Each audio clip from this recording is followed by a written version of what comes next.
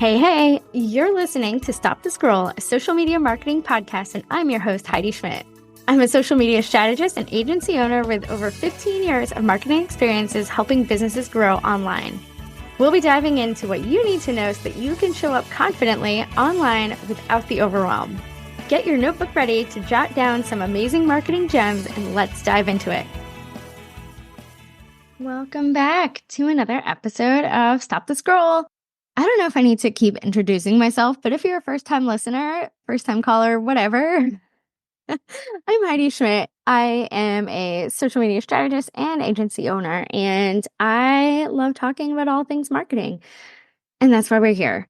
So today, I kind of wanted to talk about Instagram Reels, and not just because I have a workshop that's local to Annapolis, Maryland on the 27th that is going to be doing a deep dive into Reels and helping small business owners, solopreneurs create some Reels. It's going to be real fun.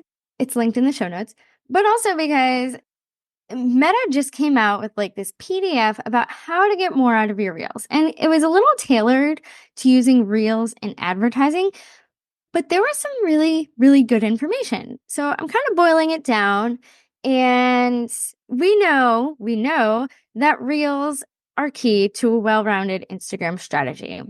And I don't need to statistic dump on you about the amount of watch time. I don't have those statistics in front of me. So we're not even going to go there, because you can Google for yourselves, all of the wins that Instagram Reels give us.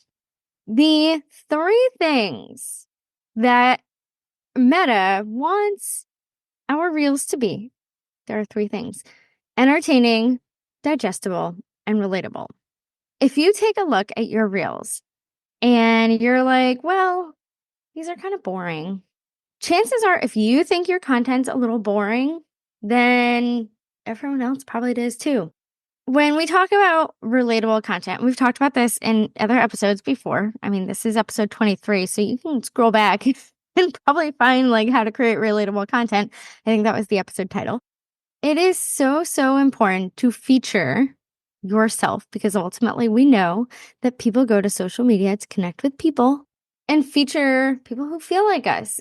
Build that sought after connection that we all want with our audience, because that's when they connect with us. That is when we do the thing that we want them to do. So Meta went on and they gave some recommendations, things to do to your Reels to make them a little bit more creative, to bring a little life to them. They recommended audio. Trending audio is always a win. I like audio that has between like 2,000 to like less than 10,000 listens. However, if you really want to jump on trending audio, like there are some fun options out there. And I highly recommend like go into your personal dashboard on Instagram. That's where you find the trending audio. So in professional dashboard at the bottom, it says tips and resources, and that is where you find your trending audio. And when you look at the audio, you can also find like, how are other people using it? And there is a big difference between copying someone and using something as inspiration. There's a big difference there. Don't copy, but certainly like scroll the app, find the inspiration, whatever inspires you, whatever you like, because chances are if it's something that you like your audience is probably going to like it also. Other recommendations that they make, recommendation number 2 is using filters like green screen. So I'm going to make a startling confession here that I have never actually used green screen on a Reel before. I know, shocking, right? Now, I do a lot of, like, I play around a lot with editing because, it's like I was saying to someone the other day, unless you went to school or have taken courses in video editing, chances are most of us are probably self-taught. Especially when it comes to Reels. Like at least when I went to school, there was no course on like how to be a social media marketer. Like I was in school when Facebook first came to the market. Now, granted, we had MySpace before and all that fun stuff, but businesses weren't even on Facebook when I was in college. So there was no how to be a social media marketer. Like, I don't even think that was a marketing course. I was not a marketing major. So these recommendations that Meta made in this PDF are really to like help you level up your reels, how to get more out of them. So if you're already doing reels, like how, aside from, finding trending audio, utilizing filters, editing techniques. And now I love fast edits. And I don't get to play around with them a lot as much as I'd like to. Although I did recently do a fun get ready with me video on TikTok because I love playing around with fast edits, and I love kind of that storytelling aspect that you get to do a little bit more of on TikTok than you do on Instagram. That's just me. Again, that's mostly for my personal use, not at all business, although I do post clips from the podcast over there also. But if you want to do more of those editing techniques, an easy way to dip your toe in that, if you're like, oh my God, editing's too much, CapCut for templates. Like you can find lots of fun trending templates, especially like if you're like, where did that meme come from? And now I have an upcoming episode about whether we should or should not be using memes in business marketing. Some people say no. I kind of waver, like, has to be on brand, but there's some legalities to that. So I don't usually do it for clients unless it's like an engagement post. It can't be something that's selling something, if that makes sense. But I digress. CapCut can really help you play around with editing elements. They do have a desktop app. I did a workshop the other week with my local business association about Instagram, and the one at the end of the month that I'm doing is kind of a longer, deeper dive than that one. But someone had mentioned the CapCut desktop app, which another startling confession is I usually just edit my videos on my phone. And my phone, like my photo area, someone that I know through one of my networking groups, she was like, your phone, she's like, I've never seen it, but it gives me anxiety. I need like albums for each of my clients because I just use my phone to take all my video. I need like a B-roll album, but with over, 20,000 photos and videos on my phone. No one has time for that. Anyhow, editing is fun. And if you're intimidated by it, don't be. You want to make a fast edit? Like, it's super easy in the Instagram app to add a transition between clips. So, just play around with transitions even. Like, cut your video and play around with transitions. Take multiple videos. I love videos of people like walking into multiple rooms. And if my house was more interesting and more visually appealing, I might play around with that. I don't know. We'll see. I have some ideas like brewing in my little noggin here. So yeah, so play around with editing techniques. That's, transitions and fast edits can really make a reel super visually compelling if you're comfortable playing around with them. We know that we have about 2 seconds to capture the attention of our viewer. 2 seconds. That's stupid fast, right? So by using hooks, you can really capture their attention. You can do things, text overlay. You can ask a question instead of like how to do blah, blah, blah, how to post an Instagram reel, maybe it's like want a hack for how to create easier Instagram reels. Read the caption. Meh. Things like that, hooks like that are really scroll stopping. That's what we're going to call it. Scroll stopping. I don't know if that's actually what it's called, but we're going to roll with it. I have a guide to Instagram hooks and video ideas. I actually recently updated my hook ideas freebie, which will be linked in the show notes. Feel free to download it. But a lot of those hooks, like sometimes I find, and maybe it's my feed. Maybe my algorithm is just all messed up because it's kind of a mashup of, whatever client I am I'm trying to find inspiration for and just kind of like staying up to date on what's going on in their industry. But I also sometimes really like the point of view, like how does your audience see themselves in your content? You know, the point of view captions or video text, those can be fun and certainly eye-catching. I wish I could just like scroll right now and be like, here, I saw an Instagram reel here and just like link to all the amazing reels that I see. I'm not gonna do that, but it would be fun. It would be fun. So, on top of the hook, use text to kind of get your point across. Like the pointing reels that you see that have like point to the text, like that is getting the point across. And it's very visually appealing, it's eye catching, and it helps reinforce the understanding that you're going to put into the caption and hopefully get them to do what you want them to do, which is either follow, engage, or, ultimately go to your profile and convert. So think about how you're using text on your video to get your point across. This one's my favorite, but have a human presence. I have a few clients who just don't really like to show up on video. And I get it. Like being on video, you have to have a certain level of zero Fs. Zero Fs given when you show up on video. Like none. They're all out the window. So if you're uncomfortable showing up on video, and I will say, like, for the longest time, I did not want anything to do with video. And fun confession time, over the past year, I've lost like 40 pounds. And I didn't realize how much I hated the way that I looked, which is really, really terrible of me to say, until I realized that like there were no pictures of me. I was really apprehensive about showing up on video. I hated showing up on my photos. It just was not a good period. And I blame it on pandemic stress and all of the things.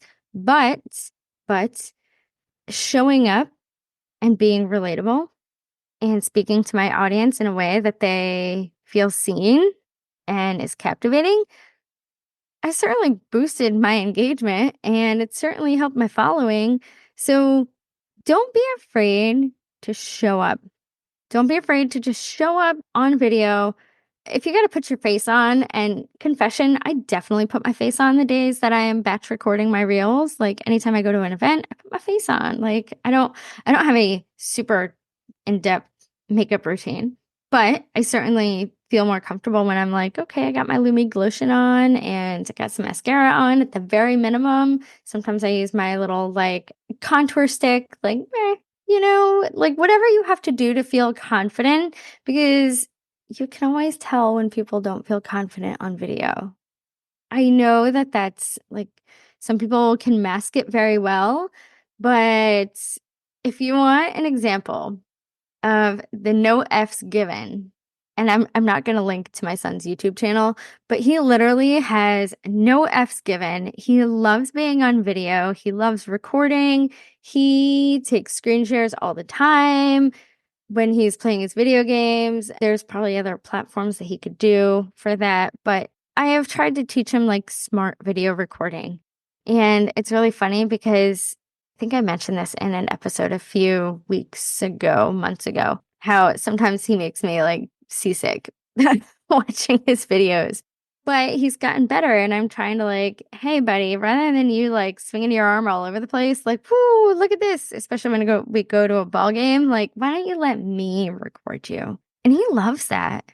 So if you are not comfortable showing up on video, ask someone to record you, because sometimes that helps. Sometimes you can be like, can you just watch it and like make sure I don't come off as awkward? Again, my workshop, September 27th at the Collective in Annapolis.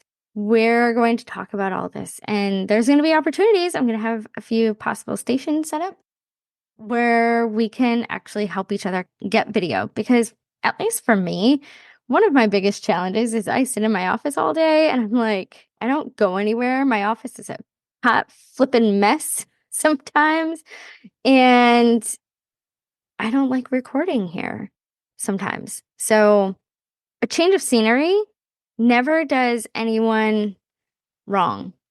That sounds awkward, but like it's always good to have a change of scenery, especially if you're looking for inspiration. Like if you just need some B-roll, like it's okay. Like not every reel has to be a talking head reel. You don't have to talk in every reel. I hardly talk in any of mine unless they're clips from my podcast. Like You can just show up. You can just stand in your kitchen and have your husband, partner, whatever, just take a 30-second video of you pouring and sipping your coffee. Boom, reel. So another thing that Meta had said in this guide was there are some easy reels that you can kind of use like to dip your toe in. Listicles are always fun, like, oh, 5 fashion trends that I'm excited to try this fall. I was like, I had to think, like, what season are we going into? We're going into fall. And it could be, each shot could be you trying something different on. If you're a content creator, if you're a boutique, I wouldn't recommend that. If you're like some other type of service provider, you can do transition sequences to showcase different products or services. Like have one video of if you offer one service, like have one video doing that, and then maybe like have the video slide up and then boom, another short video of another service, and then maybe have a video slide over, boom, another video of another service. Like transition sequences, especially like sliding the videos, those are super easy to do. Waving, jumping, hair flipping. I actually have a fun reel that I did, and it was like one of those travel ones, like 1, 2, 3, 4, and then you transition to like where you're traveling. I did that a couple years ago for my mother's birthday. I flew up to Vermont to see my family, and we took my mother on a hot air balloon ride. And it was kind of a surprise. We kind of told her like the night before it happened because we were like, oh, we have to be there at 6 a.m. So I did the 1, 2, 3, 4 when I was on the plane. So I had that video. I actually did it a couple times because it was a little awkward. And then I put like the hand up to my video camera, like my camera lens on my phone. And then when we were up in the hot air balloon, I actually took my hand off of it and then spanned the beautiful view of the Champlain Valley up in Vermont. And it was amazing. I wonder how that reel did. That was like 3 years ago. But so hold please. Okay, it didn't do as well as I wanted it to. I do have one that got like 27,000 views. And this is why, like, I recently did a reel that was like, oh, I did a TikTok that got 2 million views. Oh, yeah. Did it change your life? No. My travel one did not do as well as I would have liked, but I don't really do that much on my personal Instagram account because most of my time is spent on business. So anyhow, but transitions are fun and you can play around with them. You can do the flipping your hair, you can do jumping, before and afters. Like if you are some sort of service provider, like a cleaner, a construction, whatever, like do some before and afters. Oh my goodness, they are so good. Like before and afters are so good. And then Meta had recommended a Q&A, which I don't think would be like a entry-level reel personally. You don't always need 2 people for it. A lot of people will do it like they'll change their outfits, but you have to be really scripted. And then you would just kind of like cut and add the other video, and it's really not that difficult to edit video for that, especially if you're just doing clips. Like, okay, I'm going to do a 10-second clip of me saying this. Hey, I have a question about blah, blah, blah. Like whatever your service, whatever solution you offer to your customers. And then do another video of even just changing the viewpoint. Like some people just throw on a hat. And those are also fun. You can do it with outfit changes. It might require a little more scripting so that you know what you're going to say for each person, but you can totally have fun with Q&As. Instagram also says, so in our professional dashboards, Instagram also underneath the trending audio, they also have other helpful resources. And in those helpful resources, they have tips and resources. They have reels, like all sorts of fun stuff there. Instagram has said, only use relevant hashtags, use trending audio, definitely use high resolution video. Reels should be, they say that 30 to 60 seconds long performs well. I think it really depends on the reel. I think 5 to 20 seconds also performs just as well as some of my longer reels. Don't share reels with a watermark. So like if you're posting them to TikTok or if you're taking TikTok or YouTube shorts content, don't just immediately post it to Instagram or edit it for all 3 and in like InShot or CapCut and then export accordingly. So for CapCut, you can export a CapCut template without the watermark to TikTok. I don't think you can directly export to Instagram without the CapCut watermark. So I usually will export to TikTok and then save it as a draft. And when I save it as a draft to TikTok, it downloads to my phone. So there's also that option too. And it doesn't have the watermark when I do that. I also pay for CapCut. Not everyone needs to, especially if you're just kind of like, hey, I just want to play around with that. But it does give me more templates, more audio, all that kind of fun stuff. Use authentic engagement. So don't be like and share. Don't do like engagement pods. I was in a Facebook group the other day and someone had posted in this little off topic, what are our thoughts about engagement pods? And they used to be a big thing a few years ago. People would like join all these engagement pods and, hey, I post your thing and 20 people will go like comment on it, whatever. It probably is what catapulted a lot of creators and influencers back in the late like 2010s, like 2017, 2018, 2019, which helped them grow. But if you're in an engagement pod, like if I say I am in an engagement pod with all social media managers, like that's not my ideal audience, is it? That's not getting me in front of the people that I want to see my content, regardless that it's, getting all this engagement. Also, Instagram tends to know when there's engagement pods. So just don't do it. Do not recommend. And then finally, like don't repost content that's not yours. Instagram knows.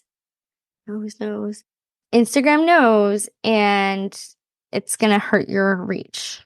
So don't take credit for content that's not yours. Finally, Instagram recently made some changes over the past couple months, and we know that they're always changing and they're always kind of playing around with the algorithm, and the algorithm's garbage. And every time we see that the algorithm is changing, like every social media manager and their mother comes out of the woodwork being like, Instagram changed this thing. So the biggest change is the primary metric for Instagram is now views. So it's going to measure the number of times a reel started to play and then replay, the number of times a non-reel appears on a person's screen. Instagram says that views being the main metric will help users better understand what content resonates with their community the most. So the more views, the more engagement, the more views it's going to get. So for reels, the play metric now will say views instead of like plays. For non-reels, views will be the main metric in your insights. So when you go to your professional dashboard and you're looking at your analytics, this means that they're not going to show impressions for non-video content. However, if you want to see that, you can always look in Business Manager. So other metrics that Instagram shares that, you can always track are accounts reached, accounts engaged, interactions, watch time, all that fun stuff. They moved it around a little bit. I'm still figuring out where that is. But, they did this largely because like vanity metrics such as like followers and likes, it's really like a outdated way of measuring your community. So I'm really happy that they kind of changed that. And you kind of get a better understanding about what content your community really wants to see, like what they find most helpful. You don't have to keep guessing, like, oh, are they going to like this or are they going to like this? That being said, that you could do two practically identical pieces of content and one of them could perform amazing and the other one could just like flop. Sometimes there's never rhyme or reason. So we also know that the main engagement metric for Instagram, and they've been saying this for the past few months now, is sends and shares. I wish that there was a better way, and there is a good way. It's creating shareable content, obviously, to get it shared and seeing content that your community loves so much that they share it, 1,000 times is pretty amazing. It's a really great way to also track what type of content really resonates with your audience. I don't think that it should be the only engagement metric. Just because Instagram says like, oh, this is our key engagement metric does not mean that it's the engagement metric hill to die on. Just saying.